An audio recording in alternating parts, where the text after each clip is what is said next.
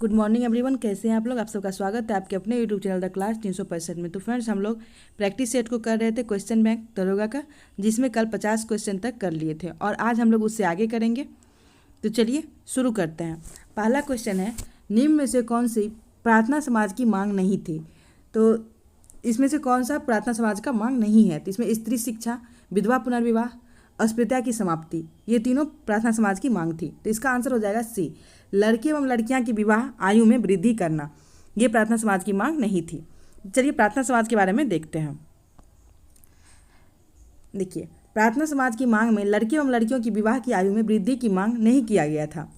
प्रार्थना समाज की स्थापना 1867 में डॉक्टर आत्माराम पांडुरंग के द्वारा बम्बई में किया गया था। तो प्रार्थना समाज की स्थापना 1867 में आत्माराम पांडुरंग द्वारा बम्बई में किया गया था। केशव चंद्र सेन की प्रेरणा से प्रार्थना समाज की स्थापना किए थे। केशव चंद्र सेन से जो है प्रेरणा से प्रार्थना समाज की स्थापना की गई थी। 1869 में महादेव गोविंद रनाडे प्रार्थना समाज के सदस्य बने। तो महादेव गोविंद रनाडे प्रार्थना समाज के सदस्य 1869 में बने। इस समाज को प्रसिद्धि दिलाने का कार्य महादेव गोविंद रनाडे को जाता है। प्रार्थना समाज में एकेश्वरवाद पर जोर एवं हिंदू समाज में व्याप्त भ्रष्टाचार के विरुद्ध आवाज़ उठाई गई थी। इन्होंने बाल विवाह, पर्दा प्रथा, बहुविवाह एवं जाति पाति का विरोध किया था तथा स्त्री शिक्षा एवं विधवा विवाह को प्रोत्साहित किया था। महादेव गोविंद रनाडे ने शिक्षा के प्रसार के लिए वर्ष 1884 ईस्वी में पुणे में डेक्कन एजुकेशन सोसाइटी की स्थापना की थी। तो महादेव गोविंद रनाडे द्वारा शिक्षा के प्रसार के लिए 1884 में पुणे में डेक्कन एजुकेशन सोसाइटी की स्थापना की गई थी। तो चलिए नेक्स्ट देखते हैं। नेक्स्ट क्वेश्चन है, भारत के लिए अमेरिका से कच्चे तेल का पहला नौवहन शिपमेंट किस बंदरगाह पर पहुंचा है। तो इसका आंसर हो जाएगा पारादीप बंदरगाह। तो अमेरिका से आया एक बहुत बड़ा कच्चा तेल मालवाहक पोत ओडिशा के पारादीप बंदरगाह पर पहुंचा है। तो पारादीप बंदरगाह कहाँ है? ओडिशा में। इंडियन ऑयल कॉरपोरेशन पहला पोत लाया था। दूसरा पोत गुजरात के बडिनार पोत पर कच्चा तेल लेकर आया था। भारत विश्व का तीसरा सबसे बड़ा तेल आयातक देश है। तो भारत विश्व का तीसरा सबसे बड़ा तेल आयातक देश है। अमेरिका सबसे बड़ा तेल आयातक देश है तथा चीन दूसरा देश है। तो सबसे बड़ा अमेरिका है, दूसरा में चीन है और तीसरा में भारत है। सामुद्रिक जलमार्ग की दृष्टि से भारत का संपूर्ण प्रायद्वीपीय तटीय भाग काफी महत्वपूर्ण भूमिका निभाता है। देश में 13 बड़े तथा 139 छोटे बंदरगाह स्थित है। तो 13 बड़े और 139 छोटे बंदरगाह स्थित है। कांडला वर्तमान में दीनदयाल बंदरगाह गुजरात के में कच्छ की खाड़ी के तट पर स्थित एक ज्वारीय बंदरगाह है। यहाँ पर सरकार ने मुक्त व्यापार क्षेत्र स्थापित किया है।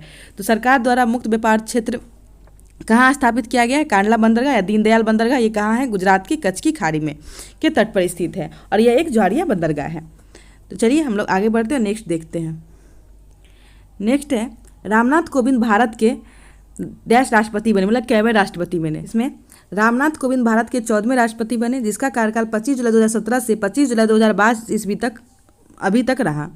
भारत के 13वें राष्ट्रपति प्रणब मुखर्जी थे, जिनका कार्यकाल 25 जुलाई 2012 से 25 जुलाई 2017 तक रहा। भारत के 15वें और वर्तमान राष्ट्रपति श्रीमती द्रौपदी मुर्मू बनी है। उन्होंने 25 जुलाई 2022 से ईस्वी को शपथ ग्रहण किया था, अभी भी वही है। देश की पहली आदिवासी राष्ट्रपति हुई हैं, ये संथाल जनजाति से आती है। तो राष्ट्रपति द्रौपदी मुर्मू संथाल जनजाति से आती है। और आप लोग बताइएगा संथाल विद्रोह कब हुआ था।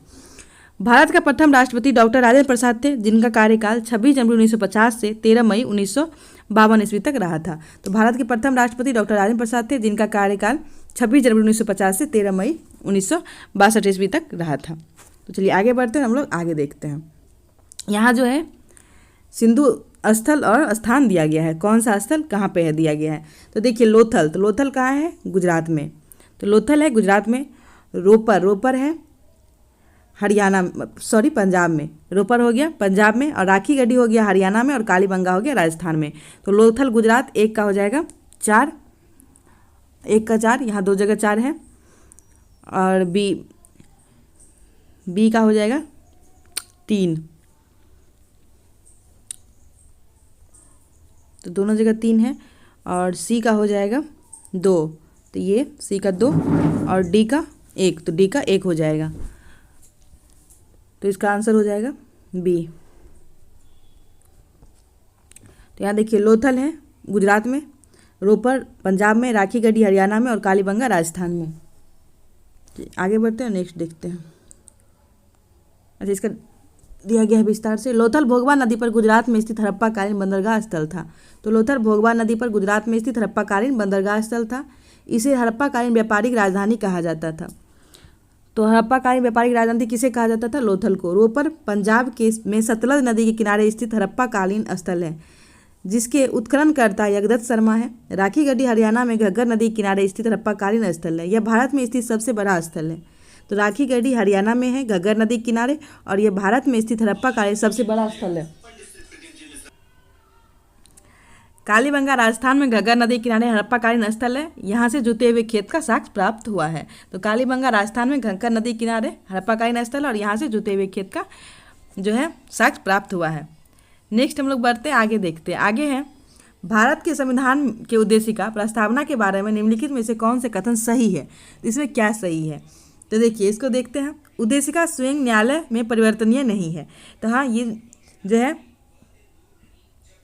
परिवर्तनीय नहीं है न्यायालय में। उद्देशिका उन उद्देश्य को बताती है जिन्हें संविधान स्थापित करना और आगे बढ़ाना चाहता है। तो ये भी सही हो जाएगा। उद्देशिका उस स्रोत को इंगित करती है जहाँ से संविधान अपना प्राधिकार प्राप्त करता है। तो ये भी सही हो जाएगा। तो इसका आंसर हो जाएगा ए, बी, सी तीनों सही है। भारत के संविधान में प्रारंभ में रखी गई उद्देशिका प्रस्तावना का संविधान निर्माण में महत्वपूर्ण स्थान है। उद्देशिका में उस आधारभूत दर्शन तथा राजनीतिक, धार्मिक एवं नैतिक मूल्यों का उल्लेख है। यह हमारे संविधान के आधार स्तंभ है। तो उद्देशिका हमारे संविधान के जो है आधार स्तंभ है। उद्देशिका में जनता की भावनाएं तथा आकांक्षाएं सूक्ष्म रूप में समाविष्ट है। संविधानविदों ने उद्देशिका को संविधान की आत्मा के समान माना है। तो संविधान का आत्मा कहा है प्रस्तावना को। संविधान के प्राधिकार का मूल स्रोत भारत के लोगों में निहित है। भारतीय राज्य को कल्याणकारी प्रकृति के माध्यम से नागरिकों को राजनीतिक न्याय के साथ साथ सामाजिक एवं आर्थिक न्याय की प्राप्ति सुनिश्चित करती है। यदि प्रस्तावना में विद्यमान संविधान का मूलभूत ढांचा नष्ट न किया जाए तो प्रस्तावना में संशोधन किया जा सकता है। तो प्रस्तावना में जो है विद्यमान मूल ढांचा उसको नष्ट नहीं करके प्रस्तावना में संशोधन किया जा सकता है। और एक बार प्रस्तावना में संशोधन हुआ है। संविधान में के लागू होने की तिथि 26 जनवरी 1950 ईस्वी है। इसमें भी उद्देश्य वर्णित है जिन्हें संविधान स्थापित करना और आगे बढ़ाना चाहता है।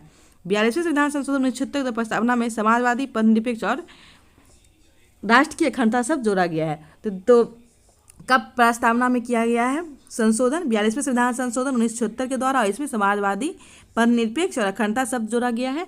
और प्रस्तावना में जो है हम प्रस्तावना के मूल ढांचे में परिवर्तन नहीं कर सकते हैं। तो चलिए हम लोग आगे बढ़ते हैं और नेक्स्ट देखते हैं।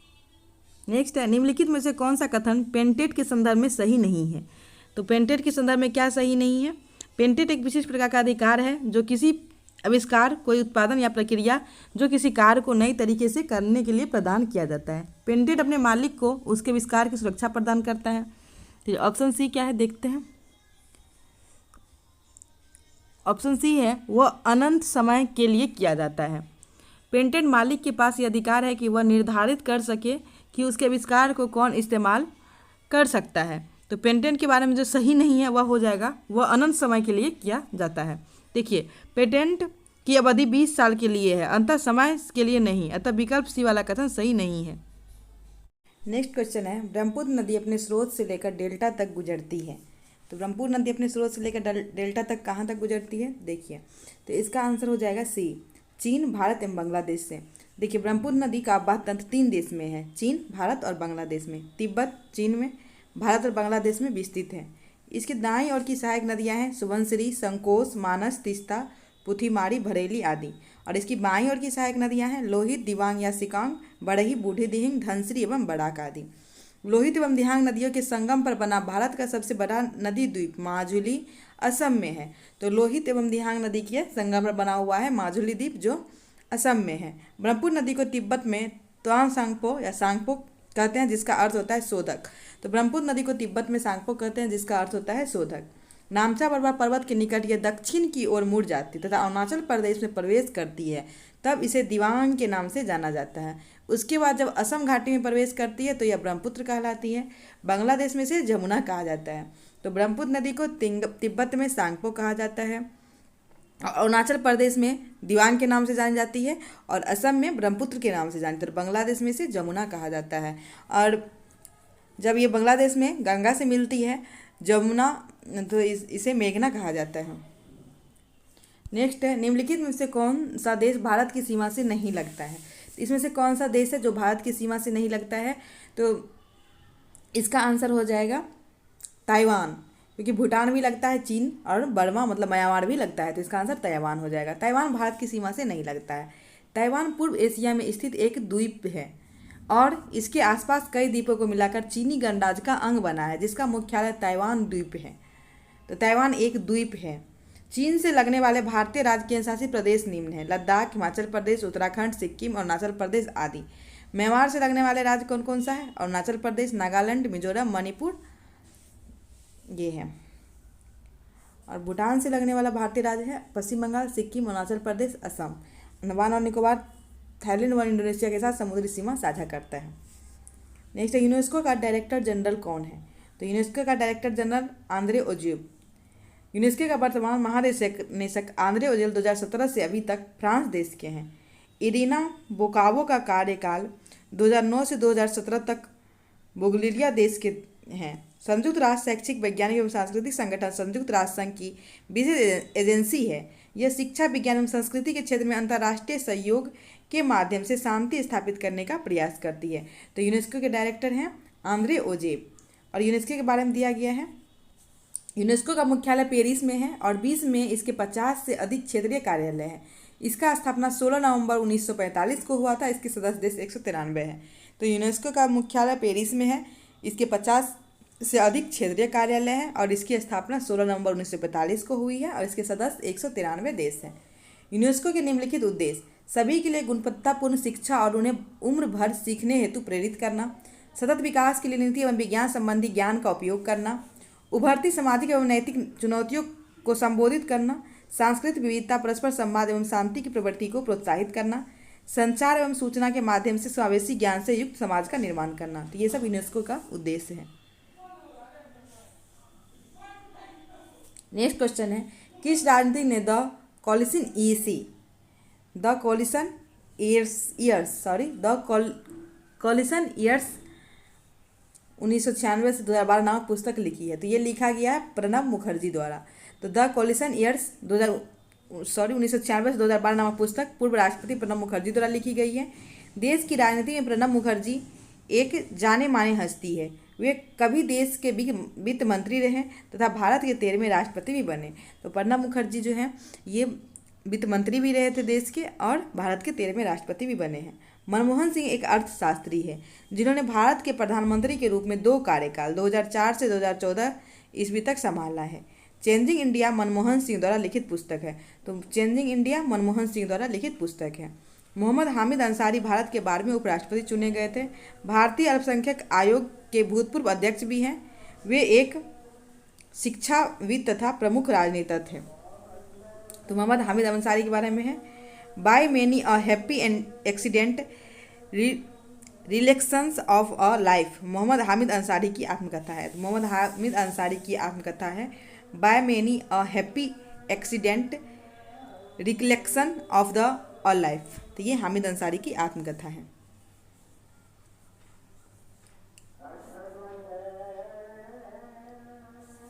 वेंकैया नायडू भारत के 13वें उपराष्ट्रपति है जिसका कार्यकाल 11 अगस्त 2017 से 10 अगस्त 2022 तक रहा। इसकी पुस्तक का नाम moving on moving forward a year in office है।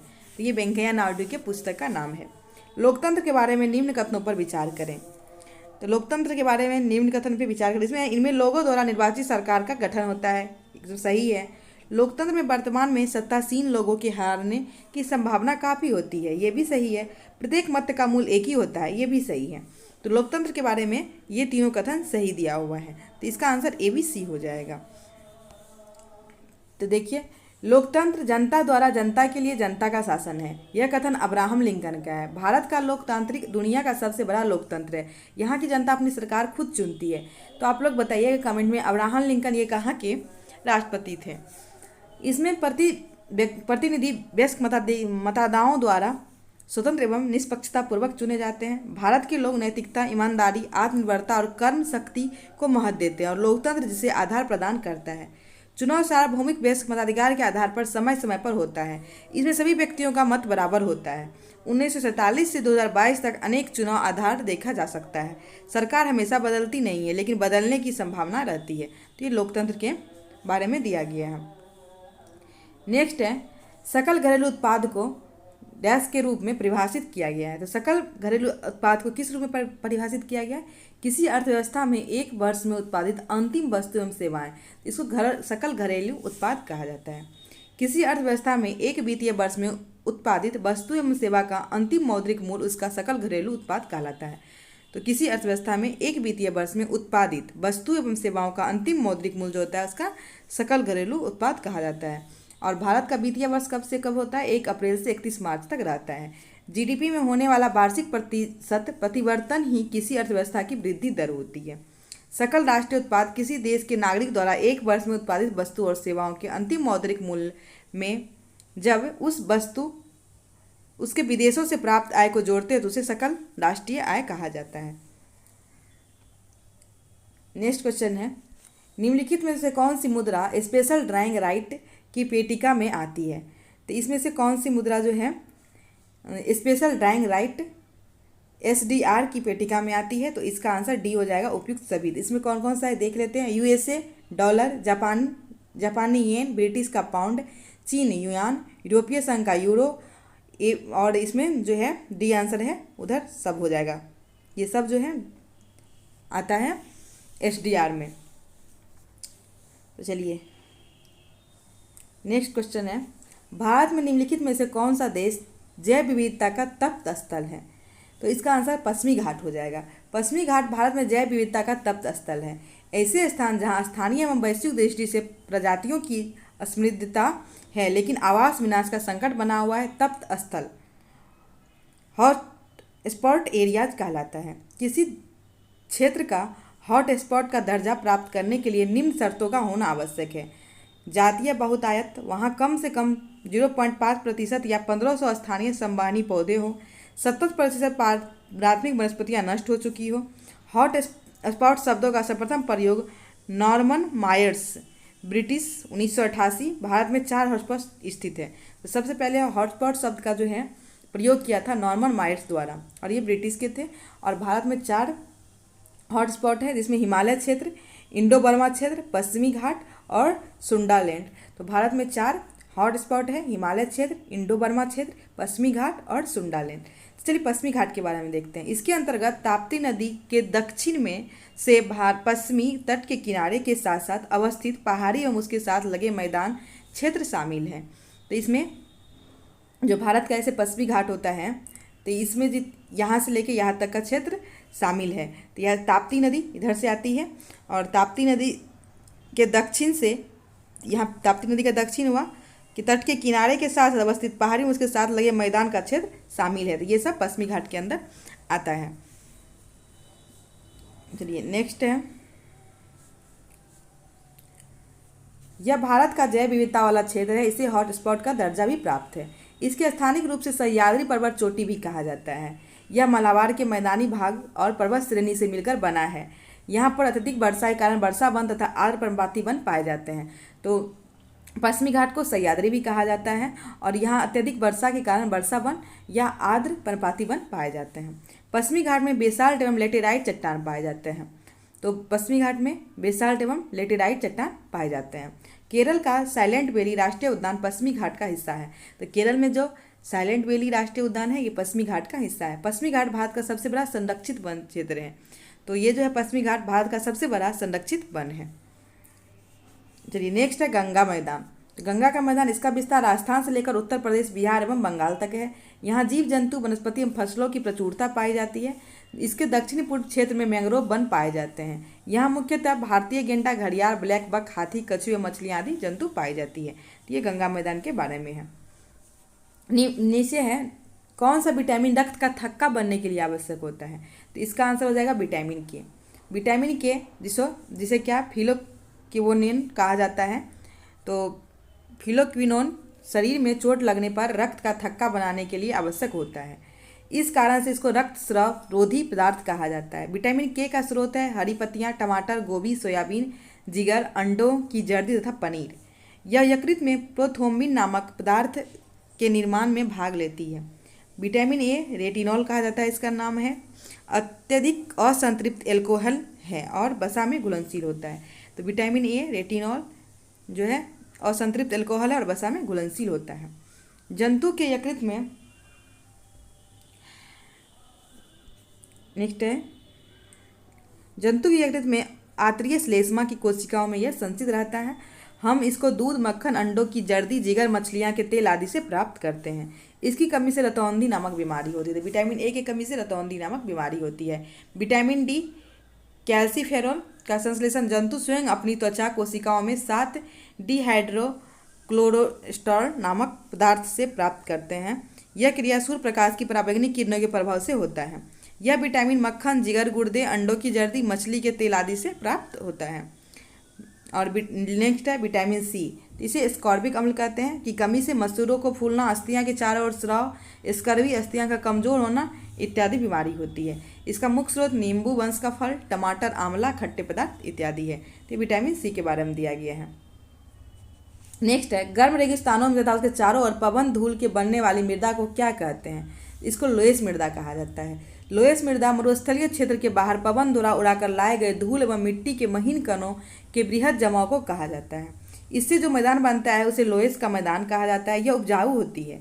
दोमट मृदा से जलोढ़ मृदा भारत के उत्तरी मैदान एवं भारत के सर्वाधिक क्षेत्रों में पाई जाने मृदा है। देश के कुल क्षेत्रफल का 40% भाग पर विस्तृत है। तो जलोढ़ मृदा जो है ये देश के 40% भाग पर विस्तृत है। इस मिट्टी की उर्वरता अधिक होती है, इसलिए जलोढ़ मृदा वाले क्षेत्र को गहन कृषि की जाती है। बलुई मृदा या मरुस्थलीय मृदा का रंग लाल और भूरा होता है। ये रेतीली से बजरी युक्त और लवणीय होती है। इसमें जैविक पदार्थ तथा नाइट्रोजन का अभाव रहता है। इस मृदा को अच्छे तरीके से सिंचित करके कृषि योग्य बनाया जा सकता है, जैसा कि पश्चिमी राजस्थान में किया जा रहा है। नेक्स्ट, निम्नलिखित में से कौन सा कथन सही है? कौन कौन से कथन सही है? तो इसमें है 326 BC में सिकंदर ने भारत पर आक्रमण किया था, तो ये सही है। नेक्स्ट है, आम्भी तक्षशिला का राजा ने सिकंदर और उनकी सेना का स्वागत किया था, तो ये कथन भी सही है। नेक्स्ट, सिकंदर की मृत्यु 332 BC में हुई थी, तो ये गलत है। तो देखिए इसका आंसर 1 और 2 सही हो जाएगा, सी। 326 BC में सिकंदर ने भारत पर आक्रमण किया और तक्षशिला के तत्कालिक राजा आम्भी ने उसका स्वागत किया था। सिकंदर मकदूनिया के शासक फिलिप द्वितीय का पुत्र था। सिकंदर अरस्तु का शिष्य था, वह विश्व विजय करना चाहता था। तो सिकंदर मकदूनिया के शासक फिलिप द्वितीय का पुत्र था और अरस्तु का शिष्य था और वह विश्व विजय करना चाहता था। इसी विजय अभियान के क्रम में लगभग 326 BC में भारत पर आक्रमण किया था। भारत पर आक्रमण करने के लिए अफगानिस्तान के रास्ते काबुल होते हुए हिंदुकुश पर्वत खैबर दर्रा से होते हुए भारत आया था। झेलम नदी के किनारे सिकंदर ने पोरस का सामना करना पड़ा था। तो पोरस का सामना करना पड़ा, जिसमें सिकंदर ने पोरस को पराजित कर दिया। सिकंदर और पोरस के युद्ध को हाइडेस्पिच का युद्ध कहते हैं। सिकंदर की सेना ब्यास नदी के आगे बढ़ने से इनकार कर दी। इनकी सेना को भयभीत होकर तक्षशिला के शासक आम्भी ने सिकंदर के सामने आत्मसमर्पण कर दिया तथा उसने सिकंदर का स्वागत करते हुए सहयोग प्रदान करने का वचन भी दे दिया। 323 BC में बेबीलोन में सिकंदर की मृत्यु हो गई। तो सिकंदर की मृत्यु 323 BC में बेबीलोन में हुई थी। नेक्स्ट क्वेश्चन है, India after Gandhi the history of the world's largest democracy नामक पुस्तक की रचयिता कौन है? तो इसके रचयिता हो जाएंगे रामचंद्र गुहा। तो Ramachandra Guha the history of the world's largest India after Gandhi the history of the world's largest democracy नामक पुस्तक के रचयिता है। तो इसके रामचंद्र गुहा के बारे में यहाँ दिया गया है। नेक्स्ट है, निम्नलिखित में से यूनेस्को की intangible culture heritage humanity from India में क्या क्या शामिल नहीं है? तो इसमें क्या शामिल नहीं है? तो बिहू शामिल नहीं है। तो यूनेस्को के intangible culture heritage humanity from India में बिहू असम का एक महत्वपूर्ण त्यौहार है को शामिल नहीं किया गया है। भारत मानवता की अमूर्त संस्कृति विरासत के रूप में माने जाने वाले गीत, संगीत, नृत्य, रंगमंच, लोक परंपराओं, मंच कलाओं, रीति रिवाजों, भाषा, बोलियों, चित्रों, लेखन को विश्व में बड़ा संग्रह वाला देश है। यूनेस्को की अमूर्त सांस्कृतिक विरासत की सूची 2008 में स्थापित की गई है। भारत के कुल 14 अमूर्त सांस्कृतिक धरोहर तत्वों को वर्तमान यूनेस्को की अमूर्त सांस्कृतिक धरोहर की प्रतिनिधि सूची में शामिल किया गया, जो इस प्रकार है। वैदिक जप की परंपरा, रामलीला रामायण का पारंपरिक प्रदर्शन 2008 में, कुटियाट्टम संस्कृत थिएटर 2008 में, रमन धार्मिक त्यौहार और गढ़वाल हिमालय के अनुष्ठान थिएटर 2009 में, मुदियेहू अनुष्ठान केरल के नृत्य नाटक 2010 में, कालवालिया लोक नृत्य और नृत्य राजस्थान में 2010 में, छऊ नृत्य 2010 में, लद्दाख का बौद्ध जप संकीर्तन अनुष्ठान, गायन ढोल और मणिपुर का नृत्य, जांडियावाल गुरु के ठठेरे बर्तन बनाने की पारंपरिक जो है तरीका, पीतल और तांबे का शिल्प योग, नवरोज, कुंभ मेला, दुर्गा पूजा, ये सब जो है शामिल किया गया है यूनेस्को के अमूर्त सांस्कृतिक विरासत सूची में। नेक्स्ट है 1926 में नौजवान भारत सभा किसके द्वारा बनाई गई थी? ये भगत सिंह के द्वारा बनाई गई थी। तो हम लोग इसके बारे में पिछले क्लास में भी डिस्कशन कर चुके हैं। मार्च 1926 में नौजवान भारत सभा की स्थापना भगत सिंह के द्वारा की गई थी और ये पंजाब में की गई थी। इसके बारे में हम लोग पढ़ चुके हैं। चलिए आगे बढ़ते हैं। आगे है संयुक्त राष्ट्र संघ ने वर्ष 2017 को डैश के लिए अंतर्राष्ट्रीय वर्ष घोषित किया है। तो इसको पर्यटन का सतत विकास के लिए जो है अंतर्राष्ट्रीय वर्ष घोषित किया है। तो संयुक्त राष्ट्र संघ ने 2017 को पर्यटन का सतत विकास के रूप में मनाया था। 2019 स्वदेशी भाषाएं संयम एवं आर्ट सारणी का अंतर्राष्ट्रीय वर्ष, 2020 नर्स और दाई एवं पादप स्वास्थ्य का अंतर्राष्ट्रीय वर्ष, 2021 फलों और सब्जियों शांति और विश्वास एवं सतत विकास के लिए रचनात्मक अर्थव्यवस्था का अंतर्राष्ट्रीय वर्ष, 2022 को कांच सतत पर्वतीय विकास एवं कारीगर मत्स्य पालन का अंतर्राष्ट्रीय वर्ष और 2023 अंतर्राष्ट्रीय बाजरा वर्ष एवं शांति की गारंटी के रूप में अंतर्राष्ट्रीय संवाद वर्ष और 2024 कैम्पडिस्ट का अंतर्राष्ट्रीय वर्ष, 2025 ग्लेशियरों के संरक्षण का अंतर्राष्ट्रीय वर्ष। तो ये जो है मनाया गया था। नेक्स्ट क्वेश्चन है किताब उल हिंद पुस्तक किसके द्वारा लिखी गई? तो किताब उल पुस्तक जो है अल-बिरूनी के द्वारा लिखी गई है।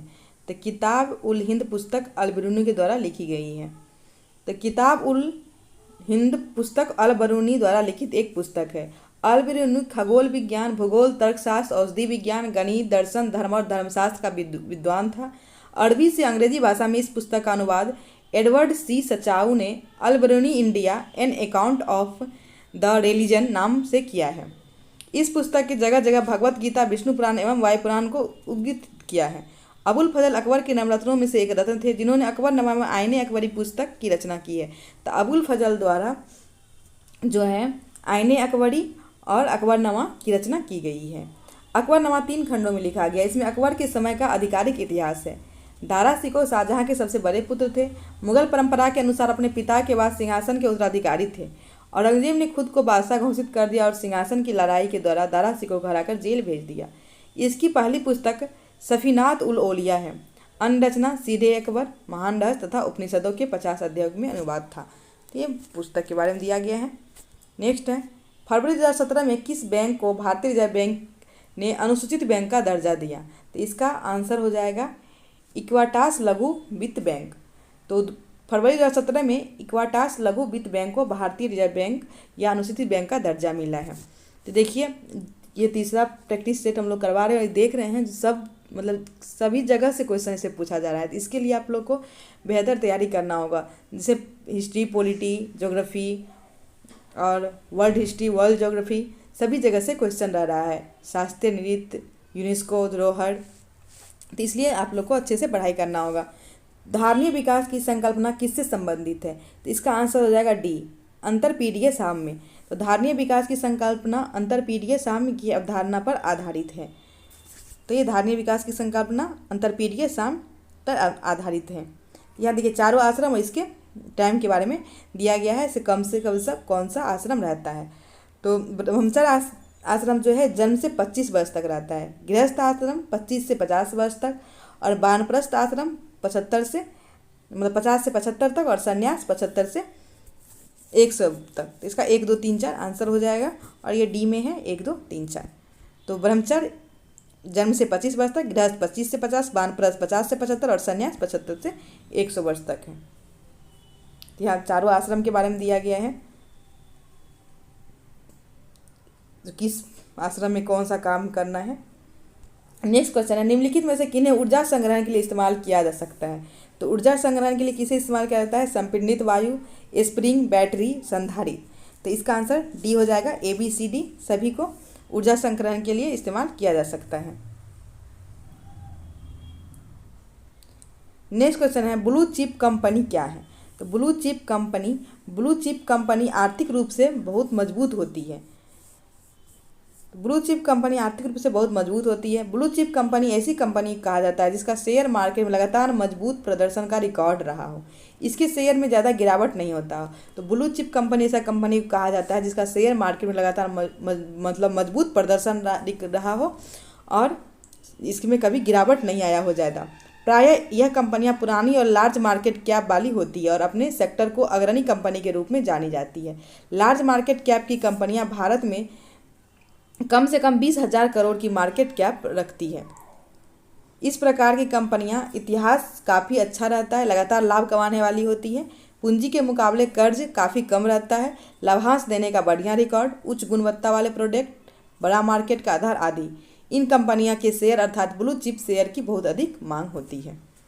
नेक्स्ट क्वेश्चन है राजस्व में रैयतवारी प्रयोग का प्रारंभ किसके द्वारा किया गया था। तो रैयतवारी प्रयोग का जो प्रारंभ है ये किसके द्वारा किया गया था, अलेक्जेंडर रीड और जो है सर थॉमस मुंडो के द्वारा किया गया था। तो भारत में रैयतवारी प्रथा की शुरुआत सर थॉमस मुंडो और अलेक्जेंडर रीड के द्वारा किया गया था। यह व्यवस्था ब्रिटिश भारत में सर्वाधिक क्षेत्र पर 51% भूभाग पर लागू था।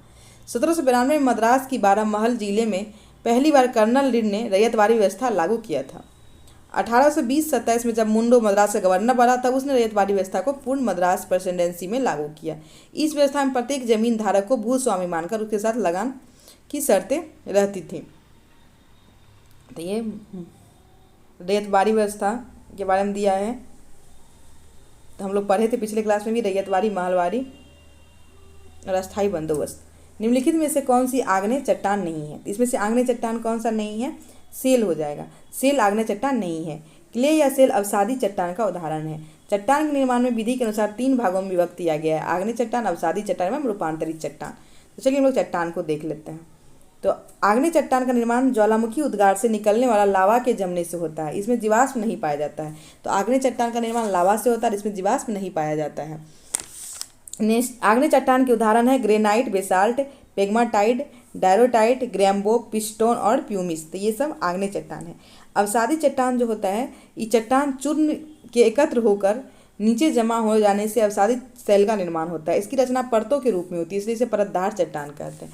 तो अवसादी चट्टान जो है इसका अपर्दन से हो जाता है, मतलब इस आग्नेय चट्टान के टूटने से जो जमा होता है उससे अवसादी चट्टान बनता है और इसमें परत होती है, इसलिए इसे परतदार चट्टान कहा जाता है।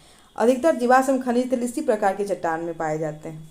संपूर्ण भूपृष्ठ के लगभग 75% भाग पर अवसादी सेल का विस्तार है, जबकि क्रस्ट के निर्माण में इसका योगदान 5% है। जो 75% भाग पर जो है अवसादी चट्टान है, लेकिन क्रस्ट के निर्माण में 5% ही है। अवसादी चट्टान का उदाहरण बालू का पत्थर, चूना पत्थर, चिकनी मिट्टी, खड़िया, जिप्सम, डोलोमाइट आदि है। क्रांतिक चट्टान उच्च तापमान, दबाव अथवा दोनों के प्रभाव एवं ऊंचे ताप जल की रासायनिक क्रिया से आग्नेय और अवसादी के मूल स्वरूप में परिवर्तन हो जाता है। इस परिवर्तन के फलस्वरूप बनी चट्टान कैडिन चट्टान होती है। तो आग्नेय और अवसादी चट्टान में जो परिवर्तन होता है उससे रूपांतरित चट्टान बनती है। इस चट्टान में कठोरता एवं दृढ़ता भी सर्वाधिक होती है, इसमें जीवाश्म का अभाव होता है। कयांतरित चट्टान का उदाहरण है हीरा, संगमरमर, अवरक एवं क्वार्टरजाइट आदि। आग्नेय चट्टान के रूपांतरण से बना ग्रेनाइट से नीस बनता है और बेसाल्ट से एम्फीफोलाइट और सिस्ट बनता है। अवसादी चट्टान के रूपांतरण से क्ले एवं सेल से स्लेट बनता है। चूना पत्थर से संगमरमर, बलुआ पत्थर से क्वार्टरजाइट और बिटुमिनस कोयला से ग्रेफाइट बनता है। नेक्स्ट है महिला क्रिकेट आईसीसी विश्व कप 2017 किस देश ने जीता। तो ये जीता इंग्लैंड ने। तो महिला क्रिकेट आईसीसी विश्व कप 2017 इंग्लैंड ने भारत को हराकर जीता था। 12वां आईसीसी महिला विश्व कप का आयोजक न्यूजीलैंड है। 12वां आईसीसी महिला विश्व कप 2022 ऑस्ट्रेलिया ने इंग्लैंड को हराकर अपने कब्जे में कर लिया था। नेक्स्ट है निम्नलिखित में से कौन सा रासायनिक परिवर्तन का उदाहरण है।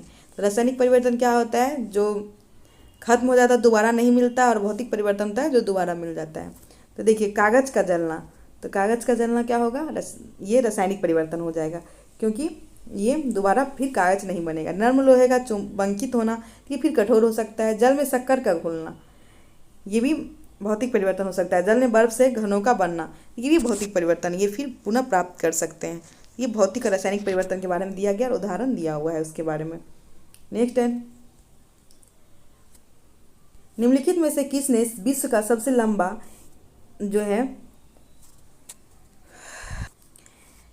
जीबीपीएस तकनीकी आधारित अंतः समुद्री प्रणाली आरंभ किया है, तो ये हो जाएगा रिलायंस। तो मुकेश अंबानी के नेतृत्व वाले रिलायंस जियो इफोकॉम ने जुलाई 2017 में एशिया, अफ्रीका, यूरोप समुद्री केबल तंत्र की शुरुआत करने में घोषणा की है। तो ये रिलायंस के द्वारा किया गया है। निम्नलिखित से कौन अंतर्राष्ट्रीय परिषद का गठन करता है? तो राष्ट्रपति द्वारा अंतर्राष्ट्रीय परिषद का गठन किया जाता है। देखिए, अनुच्छेद 263 के अनुसार अंतर्राष्ट्रीय परिषद का गठन राष्ट्रपति करते हैं। अनुच्छेद 263 के अनुसार राष्ट्रपति लोकहित में अंतर्राज्यीय परिषद का गठन कर सकते हैं। प्रधानमंत्री अंतर्राज्यीय परिषद का पदेन अध्यक्ष होता है। परिषद में प्रधानमंत्री तथा उनके द्वारा मनोनीत 6 कैबिनेट मंत्रियों के अतिरिक्त राज्य और संघ राज्य क्षेत्र के मुख्यमंत्री और प्रशासक इस परिषद का पदेन सदस्य होते हैं। तो अंतर्राज्यीय परिषद के बारे में दिया गया है और राष्ट्रपति इसका गठन करते हैं और इसमें कौन कौन सा शामिल रहता है इसके बारे में बताया गया है। नेक्स्ट क्वेश्चन है, कौन से आईआईटी संस्थान में एमबीबीएस पाठ्यक्रम में शामिल करने की योजना है? इसका हो जाएगा खड़गपुर। तो खड़गपुर को आईआईटी संस्थान में एमबीबीएस पाठ्यक्रम शामिल करने की योजना है। चलिए, तो वहाँ आगे है, विश्व का सबसे बड़ा बौद्ध मंदिर कहाँ स्थित है? तो ये स्थित है इंडोनेशिया में। तो विश्व का सबसे बड़ा बौद्ध मंदिर जो है बोरोबुदुर विहार इंडोनेशिया के मध्यवर्ती जावा प्रांत के मंगेलोंग नहर में स्थित है। यह महायान बौद्ध विहार है। यह 6 वर्गाकार चबूतरों पर बना हुआ है। इसमें 3 का ऊपरी भाग वृत्ताकार है। इसका निर्माण 750 से 854 के बीच शैलेंद्र राजवंश के एक शासक ने करवाया था। अंकोर वाट कंबोडिया में दुनिया का सबसे बड़ा धार्मिक स्मारक है। यह रम्बेट साम्राज्य के भगवान विष्णु के हिंदू मंदिर बना था। वर्तमान में संसार का सबसे बड़ा हिंदू मंदिर है कहाँ? कंबोडिया, अंकोर वाट में। नेक्स्ट है, हड़प्पा स्थल किस नदी के तट पर स्थित है? तो हड़प्पा स्थल रावी नदी के तट पर स्थित है और सिंधु नदी के तट पर जो है वो मोहनजोदड़ो स्थित है। तो हड़प्पा स्थल जो है रावी नदी के तट पर स्थित है। तो चलिए यहाँ हड़प्पा सभ्यता के बारे में देखते हैं। तो हड़प्पा स्थल पंजाब प्रांत में रावी नदी के तट पर स्थित है। हड़प्पा स्थल का खोज दयाराम साहनी ने 1921 में किया था। इसी स्थल के नाम पर हड़प्पा सभ्यता भी कहते हैं। इस स्थलगढ़ से अन्नागार एवं बैलगाड़ी आदि प्राप्त होते हैं। तो हड़प्पा सभ्यता में जो है सबसे पहले दयाराम साहनी द्वारा 1921 में हड़प्पा नगर की खोज की गई थी, इसलिए इस सभ्यता को हड़प्पा सभ्यता भी कहा जाता है। सभ्यता के 6 नगरों में से एक नगर हड़प्पा भी थी। सिंधु सभ्यता की आदि ऐतिहासिक एवं कांस्ययुगीन सभ्यता भी कहा जाता है। हड़प्पा शहर का अधिकांश भाग की खोज रेलवे लाइन निर्माण के कारण हो गया था। सरस्वती नदी, सिंधु घाटी सभ्यता में अनेक बस्तियां सरस्वती नदी के किनारे बसे होने का प्रमाण मिला है और वैदिक ग्रंथों में सरस्वती नदी को राजस्थान की नदी कहा गया है। सरस्वती नदी को इसकी श्रेष्ठता के कारण नदियों की माँ यानी नदीतमा कहा गया है। कुछ भूगोलवेत्ता घग्गर एवं सरस्वती नदी को एक मानते हैं। सिंधु नदी के कारण इस सभ्यता का नाम सिंधु घाटी सभ्यता पड़ा है। सिंधु नदी सभ्यता के काफ़ी स्थल सिंधु नदी के किनारे स्थित है। उसमें मोहनजोदड़ो, आमडी, सुतकांगेडोर, चंद्ररुद्र आदि है। ये सिंधु घाटी सभ्यता के बारे में है। नेक्स्ट है, KNO2 रासायनिक सूत्र है। किसका रासायनिक सूत्र है? तो पोटेशियम नाइट्राइड का रासायनिक सूत्र है KNO2। तो पोटेशियम नाइट्रेट का रासायनिक सूत्र KNO2 है। सिल्वर नाइट्रेट लूनर कॉस्टिक का AgNO3 है। यह एक अकार्बनिक रासायनिक यौगिक है जिसको एंटीसेप्टिक गुणों के कारण जाना जाता है। इसका उपयोग घाव और जलन में होता है। पोटेशियम नाइट्रेट का रासायनिक सूत्र KNO3 होता है। इसका उपयोगी आतिशबाजी का सामान बनाने में होता है। Silver chloride horn silver AgCl होता है। इसका उपयोग फोटोक्रोमेटिक कांच बनाने में होता है। यह एक रासायनिक यौगिक है। सिल्वर आयोडाइड, इसका प्रयोग कृत्रिम वर्षा कराने में होता है। तो सिल्वर आयोडाइड का उपयोग कृत्रिम वर्षा करवाने में होता है। नेक्स्ट क्वेश्चन है, निम्नलिखित में से कौन सा सही नहीं है? तो इसमें से कौन सा सही नहीं है? सैडलवुड आंशिक मूल परजीवी, कशक्यूटा परजीवी, नेंथेफिज मांसाहारी, फंगस स्वपोषी। तो ये सही नहीं है। फंगस जो है ये स्वपोषी नहीं होता है, ये परपोषी होता है।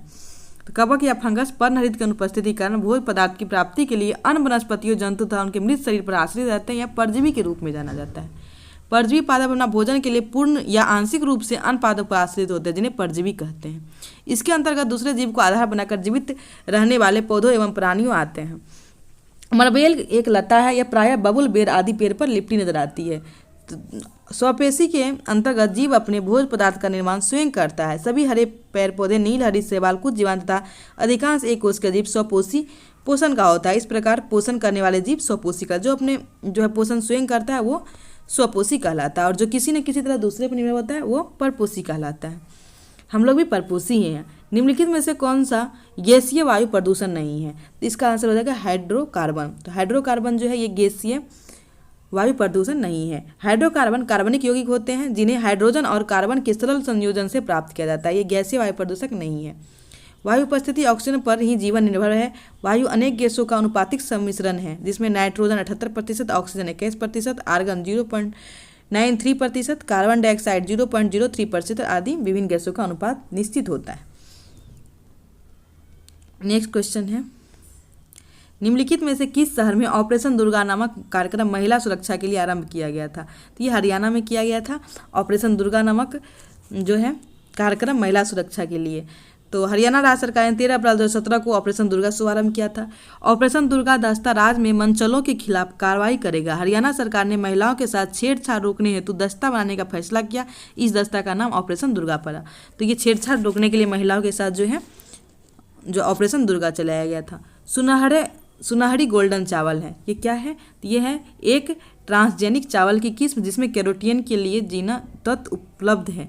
तो ये जो है एक ट्रांसजेनिक चावल की किस्म है जिसमें कैरोटीन के लिए जीन तत्व उपलब्ध है। तो ये है गोल्डन राइस। गोल्डन राइस में विटामिन ए, बीटा कैरोटीन की विशेषता जो है रूप से आपूर्ति रहता है। विकासशील देशों में विटामिन ए की कमी के कारण बढ़ते रोगों की तीव्रता से निपटने के लिए गोल्डन राइस का विकास किया गया है। गोल्डन राइस रोपण को मंजूरी देने वाला पहला देश फिलीपींस है। तो गोल्डन राइस रोपण को मंजूरी देने वाला पहला देश फिलीपींस है। सुनहरी चावल का निम्नलिखित लाभ है। यह भोजन में विटामिन ए की कमी को दूर करने का एक प्रभावी माध्यम है। इसमें दृष्टिहीनता, कैंसर आदि रोगों से बचा जा सकता है। तो गोल्डन राइस के बारे में दिया गया है। नेक्स्ट है, नीति आयोग के उपाध्यक्ष कौन है? तो ये राजीव कुमार जो है नीति आयोग के उपाध्यक्ष थे। नीति आयोग के उपाध्यक्ष डॉक्टर राजीव कुमार ने 1 सितंबर 2017 को पदभार ग्रहण किया। डॉक्टर राजीव कुमार जाने माने अर्थशास्त्री हैं और भारतीय अर्थव्यवस्था पर कई किताब लिख चुके हैं। अरविंद पनगरिया नीति आयोग के पहले CEO हैं। अरविंद पनगरिया अर्थशास्त्री और मुक्त व्यापार के समर्थक हैं। कोलंबिया विश्वविद्यालय में प्रोफेसर के पद पर कार्यरत थे। एशियाई विकास बैंक में मुख्य अर्थशास्त्री के पद पर कार्य कर चुके हैं। वर्तमान में नीति आयोग के उपाध्यक्ष सुमन कुमार बेरी तथा CEO BR सुब्रमण्यम है। तो वर्तमान में कौन है? सुमन कुमार बेरी तथा CEO जो है BR सुब्रमण्यम है। नेक्स्ट क्वेश्चन है, भारत में राष्ट्रीय कैलेंडर पंचांग का पहला मास है। तो पहला मास इसमें चैत्र होता है। तो चैत्र जो है ये पहला मास मतलब है। नेक्स्ट है, मानव रक्त में pH साधारणतः कितना होता है? तो इसका आंसर हो जाएगा 7.5 से 8.4। तो मानव रक्त का pH जो है 7.4 से 8 तक के बीच होता है। pH का मूल्य एक संख्या है जो पदार्थ की अम्लीय एवं क्षारीयता को प्रदर्शित करती है। इसका मान हाइड्रोजन आयन के सांद्रण की व्युत्क्रम के लघु गुणक के बराबर होता है। तो pH मान से अम्लता और क्षारीयता का पता करते हैं। नेक्स्ट है, पुस्तक I too what I do on reform rhetoric and resolve के रचयिता कौन है? तो इसका आंसर रघुराम राजन हो जाएगा। नेक्स्ट है, जब एक अर्थव्यवस्था स्फीति दबाने से गुजर रही हो तो क्या उपाय अपनाना चाहिए? तो इसमें प्रत्यक्ष करों को बढ़ा देना चाहिए। तो इससे जो है अर्थव्यवस्था में सुधार होगा। तो इसका आंसर केवल ए हो जाएगा। नेक्स्ट है, तेज क्या है? तो तेज क्या है? तेज डिजिटल पेमेंट ऐप है। तेज एक डिजिटल पेमेंट ऐप है। गूगल के नए पेमेंट एप्लीकेशन का नाम तेज एप्लीकेशन है। रेलवे ने टिकट बुकिंग के लिए UTS ऐप का प्रयोग किया जाता है। इसका अलावा IRCTS भी है। तो रेलवे में टिकट बुकिंग के लिए UTS का प्रयोग किया जाता है। निम्नलिखित में कौन चंगेज खान का समकालीन था? तो सुल्तान शमसुद्दीन इल्तुतमिश जो है चंगेज खान के समकालीन थे इल्तुतमिश। तो चंगेज खान जो है सुल्तान शमसुद्दीन इल्तुतमिश का समकालीन था। चलिए नेक्स्ट क्वेश्चन देखते हैं। नेक्स्ट है, NAFTA के सदस्य हैं। तो USA, कनाडा और मेक्सिको जो है NFATA के सदस्य हैं। चलिए आज का 100वां नंबर क्वेश्चन है, सर्वोच्च न्यायालय के निजता के अधिकार को संविधान के किस मूलभूत अधिकार के अधीन रखा गया है? तो इसको अनुच्छेद 21 के तहत निजता का अधिकार, जीवन जीने का अधिकार, प्राण एवं दैहिक स्वतंत्रता का संरक्षण अधिकार जो रखा गया है। 21 के तहत प्रदत्त प्राण एवं दैहिक स्वतंत्रता के अर्थ विस्तार में मेनका गांधी बना भारत संघ 1978 में अनुच्छेद 21 के प्रयुक्त दैहिक स्वतंत्रता के समस्त आवश्यक तत्व शामिल है जो व्यक्ति के जीवन को गरिमापूर्ण बनाने में सक्षम है। न्यायपालिका के जीवन में अधिकार से मानव होने के कारण सम्मानपूर्ण बनाने का सक्षम है। अनुच्छेद 21 के अंतर्निहित अधिकार जो है देखते हैं इसमें क्या क्या है। इसमें जीवन का रक्षा का अधिकार है, निजता का अधिकार, आश्रय का अधिकार, स्वास्थ्य का अधिकार, सूचना का अधिकार, प्रतिष्ठा का अधिकार। निःशुल्क कानूनी सहायता का अधिकार, और ये अनुच्छेद 19 में है अंतर्निहित अधिकार स्वतंत्रता का अधिकार, 14 में अंतर्निहित है विधि का समक्ष समानता, अनुच्छेद 20 में जो है अपराधों के लिए दोष सिद्धि से संरक्षण। तो ये अधिकार जो है कुछ दिए गए हैं। तो चलिए हम लोग का ये पूरा हो गया, आज हम लोग यहीं तक रखते हैं। अब हम लोग नेक्स्ट प्रैक्टिस सेट जल्दी लाएंगे। आप लोग को अच्छा लगा हो तो वीडियो को लाइक कीजिएगा, शेयर कीजिएगा और कमेंट में ज़रूर बताइएगा। Thank you so much.